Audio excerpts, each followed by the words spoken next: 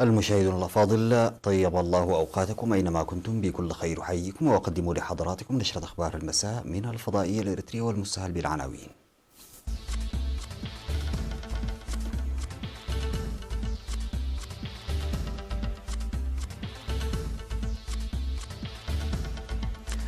إريتريا تستضيف منافسات كرة الطائرة الشاطئية الإقليمية، إشادة بالدعم الحكومي لمزارعي شعب. زيارة شباب بارنتو لمواقع التنمية. مقتل قاسم سليماني وأبو مهدي المهندس في قصف أمريكي على مطار بغداد. البرلمان التركي يوافق على نشر قوات عسكرية في ليبيا. وبكين تخفض مستويات الضباب الدخاني عام 2019.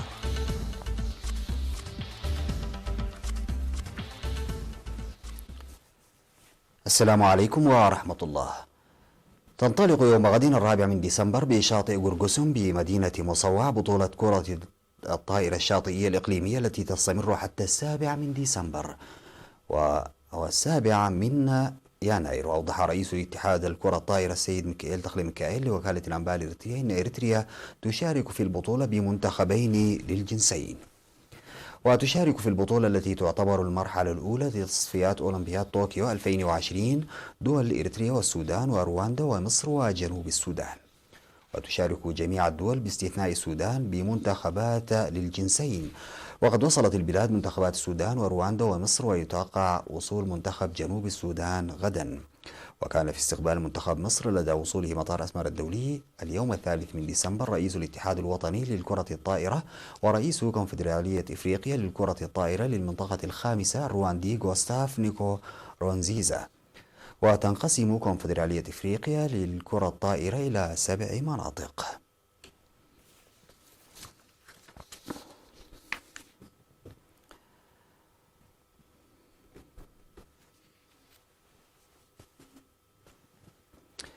أكد مزارعو وادي لابا بمديرية شعب أن الدعم الحكومي لتحويل السيول إلى مزارعهم مكنهم من حصاد محصول وفير. وأوضح المزارعون أن السيول التي انحدرت من أودية ماي أولي ولابا وقرقر وماي أوالد وقرسيلة نتيجة لغزارة الأمطار في الهضبة والبحر تم تحويلها إلى مزارعهم بالدعم الآلي الذي قدمته الحكومة لتصل إلى مزارعهم إلى مرحلة آمنة. وأشار المزارعون إلى أن شح أمطار الهضبة العام الماضي إضافة إلى انهيار الحواجز المائية ونقص معدات الصيانة حال دون الاستفادة من السيول رغم قلتها، وأثر سلبا على الإنتاج الزراعي. وأوضح المزارعون بدأ أول القطاف وإن الحصاد الثاني أيضا مبشر، مشيدين بوقوف وزارة الزراعة إلى جانبهم لمكافحة الآفات الزراعية التي ظهرت والجراد الذي تم السيطرة عليه قبل إحداثه الأضرار. وتم هذا العام تنمية مساحة تبلغ 5000 هكتار بالذرة و250 هكتار بالدخن و280 هكتارا بالذرة الشامية و12 هكتار بالخضروات بالري من أودية لابا ولابكا بمديرية شعب.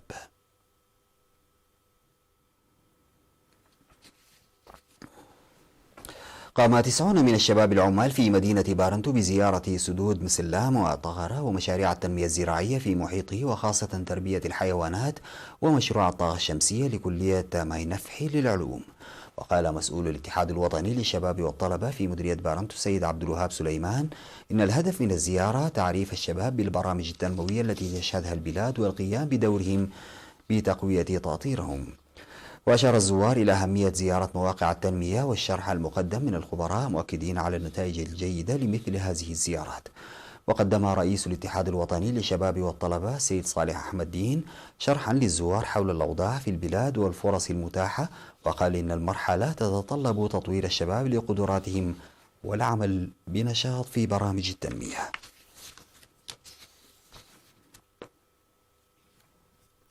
أشاد التقييم الذي أجرته إدارة مديرية مندفرة بالجهود والتنسيق الذي أبداه السكان لحصاد المحصول الزراعي. وقيم الاجتماع الذي عقد في 31 من ديسمبر المنصرم بمدينة مندفرة أنشطة حماية التربة وحفظ المياه ونتائج نفير الحصاد. وأوضح مدير مديرية مندفرة سيد حزقياس وهبة تنظيم نفير حصاد شارك فيه أكثر من 28 ألف مواطن عام 2019، ونفير حماية التربة وحفظ المياه النظافة البيئية بمشاركة حوالي 285 ألفا من السكان. وذكر قيام سكان 5 قرى بمبادرة حل نقص الفصول الدراسية بتكلفة حوالي 4 ملايين نقفة، مشيرا إلى أن السدود الصغيرة التي شيدتها الحكومة في عدة وزبانعونة ساهمت في حفظ المياه إلى جانب غرس 25 ألف شجرة في مختلف المناطق. ودعا الاجتماع للإسراع بتوزيع قطع الأراضي السكنية الطيسة وصيانة الطرق في المدن والضواحي والاهتمام بالطرق المؤدية إلى القرى وحل خدمات سيارات الإسعاف وتقديم الدعم الآلي لإزالة الطمي من الآبار. قيمت إدارة مدينة مصوع في اجتماع عقدته في الأول من يناير أنشطة العام المنصرم ووضعت برامج هذا العام.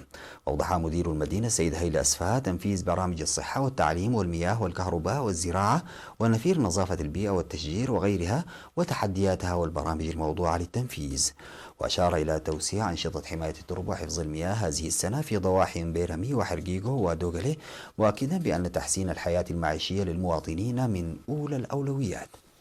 ووصل الاجتماع للاهتمام بارتفاع أسعار المواد الاستهلاكية وإعادة تنظيم وحدة الإطفاء وتحسين أوضاع توقع موقع سلخ الماشية وإيجاد حل لمشكلة المواصلات في ضاحيتي حرقيقو وإمبريمي والاهتمام بمستشفى جرار ومساعدة المسنين المحتاجين.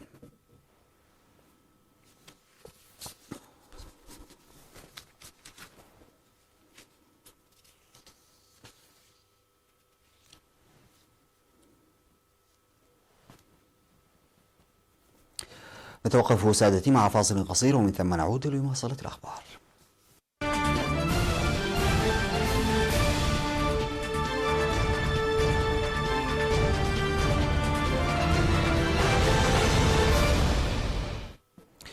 أعلن التلفزيون العراقي مقتل القائد العسكري الإيراني قاسم سليماني ونائب رئيس هيئة الحشد الشعبي أبو مهدي المهندس في قصف صاروخي استهدف الميليشيا المدعومة من إيران في مطار بغداد. وسقطت 3 صواريخ كاتيوشا على مطار بغداد الدولي وأصابت عددا من المواطنين حسب ما قالت خلية الإعلام الأمني في العراق. وقال المصدر الأمني إن مسؤول العلاقات في الحشد الشعبي محمد الجابري قتل إثر استهداف سيارتين في قصف مطار بغداد. وقال مسؤولون أمريكيون لرويترز إن العملية استهدفت موقعين مرتبطين بإيران في بغداد. وحذر وزير الخارجية الإيراني محمد جواد ظريف من أن مقتل قائد فيلق القدس في الحرس الثوري الجنرال قاسم سليماني بأمر من الرئيس دونالد ترامب يمثل تصعيدا خطيرا للغاية ومتهور.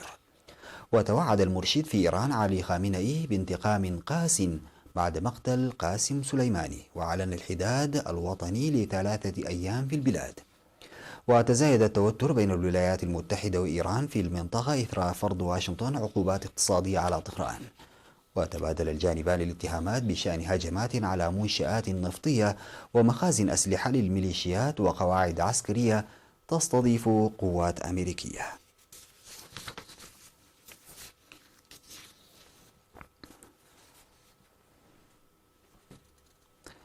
وافق البرلمان التركي على مذكرة مقدمة من الرئيس رجب طيب أردوغان تسمح بإرسال الجنود إلى ليبيا دعما لحكومة الوفاق الوطني في طرابلس في خطوة تنذر بتصعيد النزاع الدائر في هذا البلد. وخلال جلسة برلمانية استثنائية صوت 325 نائبا لصالح المذكرة فيما رفضها 184، وهي تمنح الجيش التركي تفويضا لمدة عام للتدخل في ليبيا وفق رئيس البرلمان مصطفى شنتوب.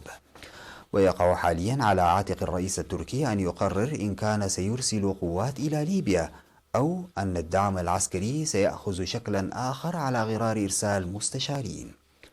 وعلى الإثر دانت الخارجية المصرية وجامعة الدول العربية الخطوة التركية. وأكد بيان وزارة الخارجية المصرية على ما تمثله خطوة البرلمان التركي من انتهاك لمقررات الشرعية الدولية وقرارات مجلس الأمن حول ليبيا بشكل صارخ.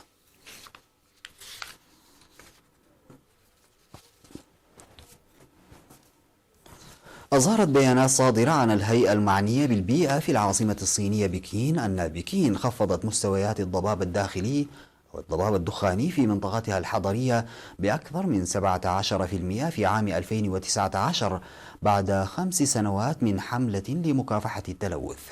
وقال مكتب حماية البيئة في بكين إن متوسط تركيزات الجسيمات الدقيقة والخطرة التي يمكن 42 غلب استنشاقها رتم لكل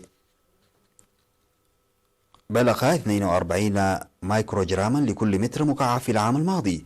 وكانت بكين في صدارة المدن المستهدفة في الحرب الصينية ضد التلوث التي بدأت في عام 2014 وأدت إلى إغلاق ونقل صناعات مسببة للتلوث وتحسين معايير الوقود والانبعاثات وتقليل استهلاك الفحم في كل من المدينة والمناطق المحيطة بها.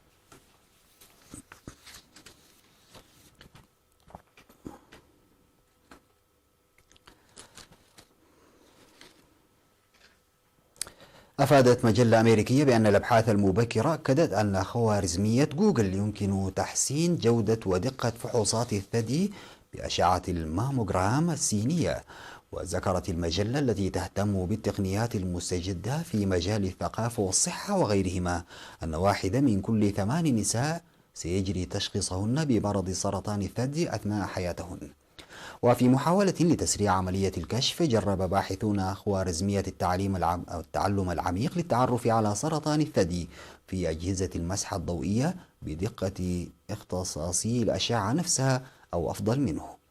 ورغم أن الدراسة لا تزال في مراحلها المبكرة فإنها قد تساعد في نهاية المطاف على التقليل من نتائج الفحوصات الخاطئة في الولايات المتحدة وتخفف من حدة النقص في عدد فني واختصاصي الأشعة في بريطانيا. ولما كان الكشف المبكر عن المرض عاملا أساسيا في العلاج فإن النساء اللائي تجاوزن سن 50 يخضعن للفحص في الولايات المتحدة وبريطانيا حتى لو لم تظهر عليهن علامات الإصابة بسرطان الثدي.